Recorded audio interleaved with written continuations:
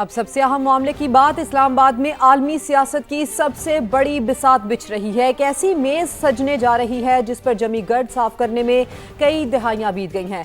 पाकिस्तान की मेजबानी तारीख का अहम तरीन मोड़, आमने सामने होंगे दो ऐसे हरीफ जिनकी कशीदगी ने दुनिया को हमेशा जंग के दहाने पर रखा। तारीखी सीज फायर के बाद अब मिशन है पायदार अमन की तलाश का। अमरीकी नायब सदर जेडी वेंस, जेड कुशनर और स्टीव विटकॉफ के हमरा इस्लामाबाद पहुंच रहे हैं। दूसरी जानिब ईरान के वजीर खारजा अब्बास अरागची और स्पीकर बाकर कालिबाफ तेहरान की नुमाइंदगी करेंगे। लेकिन मुज़ाकरात का ये पहला दौर शुरू होने से पहले ही इसराइल ने लबनान पर वहशियाना बमबारी करके अमन की कोशिशों पर संगीन हमले किए हैं। ईरान का ऐसे में मौक़िफ़ है कि लबनान पर इसराइली हमले जंगबंदी के 10 निकात की खिलाफ वर्जी हैं, जबकि अमरीकी नायब सदर जेडी वेंस ने वाज़ेह कर दिया है कि लबनान इस डील का हिस्सा है ही नहीं। क्या इस्लामाबाद की ये मेज़ इस डेडलॉक को तोड़ पाएगी? क्या वज़ीर आज़म शहबाज शरीफ की तहम्मुल की अपील फरीकैन को इश्तियाल से बचा पाएगी? आज इसी खुसूसी मौजू के ऊपर हम खुसूसी ट्रांसमिशन में बात कर रहे हैं। हमारे साथ माहिरीन का पैनल मौजूद है। आमिर गौरी तज्ज़ियाकार, हामिद खान अल-मशरकी तज्ज़ियाकार हमारे साथ मौजूद हैं। इनसे बात कर लेते हैं। आमिर गौरी, सबसे पहले आपकी तरफ बढ़ेंगे।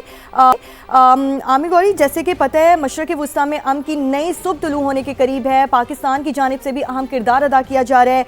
पाकिस्तान ऐसी सूरत हाल में दोनों फरीकों को बिछा रहा है जब खित्ता आलमी जंग में था। आज जो चीज़ें सारी हो रही हैं, पाकिस्तान दोनों ममालिक को निगोसिएशन टेबल पर ले आया है। कितनी एफर्ट पाकिस्तान की जानिब से की गई हैं शुरू से लेकर अब तक, और कितना चैलेंजिंग था दोनों फरीकों से तहम्मुल की अपील करना, एक दूसरे को मेज़ पर लाना दोनों महाजों पर?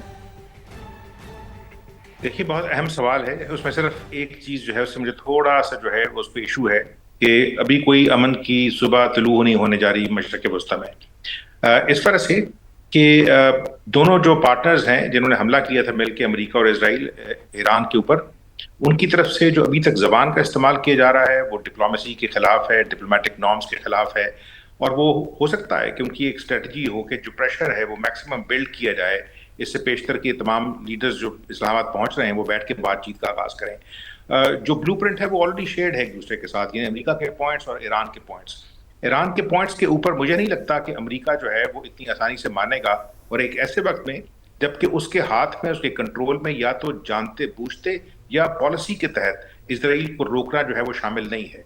इसी वजह से आपने जिस तरह रिपोर्ट भी किया कि इजराइल जो है वो अपनी बदमाशी को जारी रखे हुए लेबनान के अंदर, वो उसका 30 मील का एरिया जो लिटानी रिवर है उस पर कब्जा करना चाहता है, वो लीडर्स को मार रहा है, वो कहता है रुकने की अभी कोई ज़रूरत नहीं है। और साथ साथ नेतन्याहू ने यह भी कह दिया कि अगर दोबारा जंग करनी पड़ी ईरान के साथ तो हम उसके लिए भी तैयार हैं। तो उस सूरत में हमें ये देखना ये है कि देखें, पाकिस्तान ने तो अपनी तारीख का, मेरा ख्याल है कि पाकिस्तान की डिप्लोमेसी की तारीख में इससे बड़ा जो वाक़या है वो मुझे याद नहीं है जितनी हमने तारीख पढ़ी है, और उसमें बेपनाह बड़ी कामयाबी है। लेकिन उसको थोड़ा सा देख लेते हैं कि ये वक्त जो अभी आया है, यानी सारी दुनिया की, जैसे आपने भी कहा, नजरें इस्लामाबाद के ऊपर हैं, तो उसमें ये जो चारों मुल्क शामिल थे इस बातचीत के अंदर, यानी पाकिस्तान, सऊदी अरेबिया, टर्की और इजिप्ट, उसमें इन चारों मुल्कों के अपने अपने इंटरेस्ट हैं। पाकिस्तान जो है वो इनमें से सबसे ज़्यादा अजीबोगरीब कॉम्प्लेक्स सिचुएशन का शिकार है। हिंदुस्तान के साथ जो हमारा ईस्टर्न बॉर्डर है वो मुसलसल फ्लूइड है, अफगानिस्तान के साथ हमारी जंग चल रही है।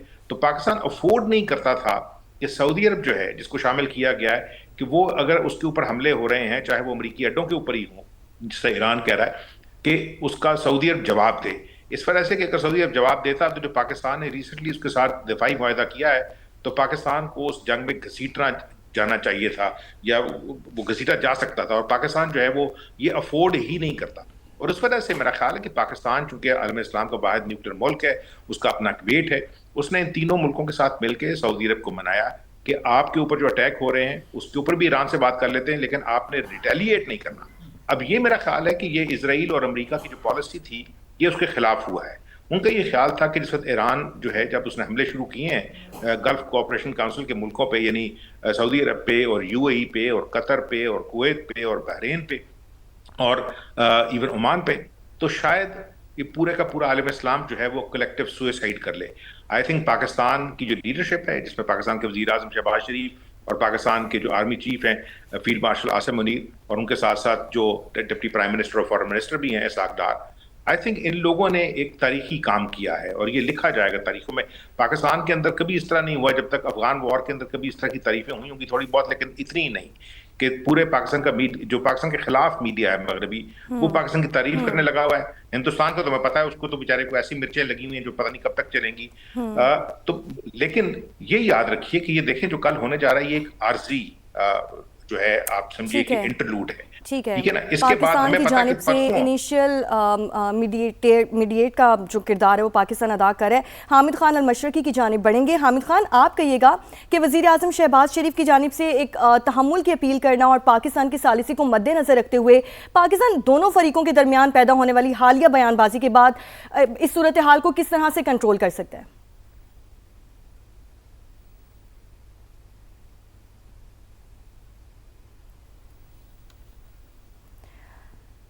हामिद खान साहब तक मेरे ख्याल से आवाज़ नहीं जा रही। यही सवाल हम आमिर गौरी साहब से कर लेते हैं। आमिर गौरी साहब, अब चूंकि मुज़ाकरात की जानिब हम बढ़ भी रहे हैं, लेकिन डोनाल्ड ट्रंप की जानिब से भी सख्त बयानबाजी की जा रही है। अभी उन्होंने ये तक कह दिया कि किसी वजह से अगर डील ना हुई, ये डील अगर ब्रेक हुई तो सख्त बमबारी की जाएगी। दूसरी जानिब ईरान ने भी आज ये मौक़िफ़ पेश किया कि 10 नुकाती जो तजावीज़ हैं उनमें से 3 शुकों को खिलाफ वर्जी हो चुकी है। आप क्या समझते हैं कि ये जो सख्त बयानबाजी की जा रही है एक दूसरे की जानिब से, क्या पाकिस्तान इस सिचुएशन को भी कंट्रोल कर सकता है? देखिए, पाकिस्तान कंट्रोल तो नहीं कर सकता, क्योंकि हमें इस चीज़ का मुकम्मल एहसास है कि अमेरिका की इस वक्त जो लीडरशिप है पॉलिटिकल, डोनाल्ड ट्रंप और उनके साथी, ये पावर मैड पॉलिटिशियन है। इन्होंने, इनकी कोई लंबी तारीख नहीं है पॉलिटिक्स की, और ये अपनी जो रिपब्लिकन पार्टी जिसके मेंबर हैं उसको बाकायदा बुलडोज करके पावर में आए हुए हैं। तो ये मतलब एक परेशानी की बात तो है, और इसी वजह से उनकी जो लैंग्वेज है वो बदमाशों वाली लैंग्वेज है, वो चौधरियों वाली लैंग्वेज है कि हम किसी को सांस नहीं लेने देंगे। और उसके साथ साथ नेतन्याहू जो है उसका ये 28-30 साल पुराना प्लान है कि मिडल ईस्ट के जितने साइजेबल मुल्क थे, जो साइज में थे, जिनके पास इकोनॉमी थी, जिनके पास ऑयल एंड गैस की पावर थी, उनको छोटे हिस्सों में तोड़ दिया जाए। वो कभी उसने एथनिसिटी इस्तेमाल की, कभी उसने जो है वो उनके दरमियान शिया सुन्नी की डिवाइड इस्तेमाल करने की कोशिश की। तो ये जो लोग हैं, कल को अगर फर्ज किया ये जो चीज सोच रहे हैं, मेरा ख्याल है कि वो फोकस करते रहे सारा वक्त कि जी ईरान को हम न्यूक्लियर टेक्नोलॉजी नहीं लेना चाहेंगे। ईरान के पास इस वक्त न्यूक्लियर टेक्नोलॉजी से बड़ा हथियार जो है उसने शो किया है, और वो ये है कि वो स्ट्रेट ऑफ हुर्मुज को बंद कर सकता है। दैट मीन्स कि वो आधी से ज्यादा दुनिया की जो लाइफ लाइन है, यानी इकोनॉमिक लाइफ लाइन और एनर्जी लाइफ लाइन, उसको जो है वो रोक के तबाह कर सकता है। तो उसके लिए उसको न्यूक्लियर मिसाइल होने की जरूरत नहीं है उसके पास होना। लेकिन उसमें ये एक और चीज उसने जो प्रूव की है वो ये है कि अमेरिका और इजराइल की जॉइंट फोर्सेस के खिलाफ ना सिर्फ वो खड़ा हुआ है बल्कि उसने मुकाबला किया है। लेकिन ये मुकाबला हमेशा के लिए नहीं चल सकता, इसलिए कि उसकी भी अपनी कैपेसिटी है। तो मेरा ख्याल है कि पाकिस्तान को जो है कल कोशिश सिर्फ यही करनी चाहिए कि जैसे लोग बैठे हैं, तो ये जो धमकियां आ रही हैं ये तो मुझे लगता है सिर्फ स्ट्रेटेजी का हिस्सा है। ट्रंप जो है ना वो मजबूर है, उन्होंने इस तरह की बातें करनी है। मजबूर है इस वक्त। आमिर गौरी, आप हमारे साथ ही मौजूद रहिएगा। हामिद खान हमारे साथ मौजूद हैं। हामिद खान, कहिएगा कि इसराइल की जानिब से जो ये जंगबंदी सबूताज की जा रही है, क्या ये जारियत इन जो मुज़ाकरात हो रहे हैं इस्लामाबाद में, इन पर असरअंदाज हो सकती है? जी बिल्कुल, मैं समझता हूँ कि ये जो जंगबंदी हुई है और ये जो मुआहदा आर्जी तौर पे हुआ है 15 दिन की जंगबंदी का, ये बिल्कुल वेरी फ्रेजाइल, जिसको कहते हैं बड़ा कच्चे धागे का मुआहदा है। इसके अंदर जिस अंदाज की खिलाफ वर्जियां हो रही हैं, बड़ा मुश्किल हो जाता है ईरान के लिए उस जंगबंदी को, उस सीज फायर को मेंटेन रखना और फिर उसके बाद आपने हरमुज भी खोले रखना। मैं ये समझता हूँ कि अमेरिका जहाँ स्टेटमेंट्स तो अपनी पब्लिक को सेटिस्फाई करने के लिए देते रहे, लेकिन अमली तौर पर उनके लिए बहुत जरूरी है कि वो इसराइल को रोके और इसराइल के लिए लाजिम करें कि वो किसी भी हालत में अटैक्स जो है वो ईरान पे भी बिल्कुल ना करे। और लबनान का जिस अंदाज में जेडी वैंस ने नाम लिया कि जी वो मुआहदे में शामिल नहीं है और इसलिए उसको हम इसराइल को नहीं रोकेंगे, ये बहुत खतरनाक सूरत हाल है।